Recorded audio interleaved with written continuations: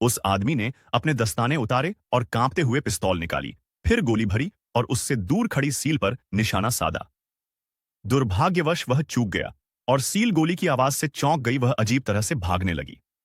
बलवान व्यक्ति लड़खड़ाता हुआ उसके पीछे भागा। इस बर्फीली भूमि के एक गड्ढे में फिसलकर उसके पैर फंस गए। उस आदमी के पास अपने पैरों से आ रही चुभती ठंड से बहुत पीड़ा था। जब वह बर्फ की ढलान पर चढ़ा तो सील उसकी नजरों से ओझल हो गई। वह बहुत परेशान था। इस समय दाहिने पैर में, जो अभी अभी भीगा था, तेज दर्द महसूस हुआ और अगले ही क्षण उसने सील की चीख सुनी। वह देखने के लिए खड़ा हुआ और पाया कि सील फेंकमी झील की बर्फ में जमी हुई थी। वह फिर से अपनी बंदूक उठाई और गोली चलाने के लिए तैयार हो गया। इस बार उसने अंततः सील पर प्रहार किया और उसे मार डाला।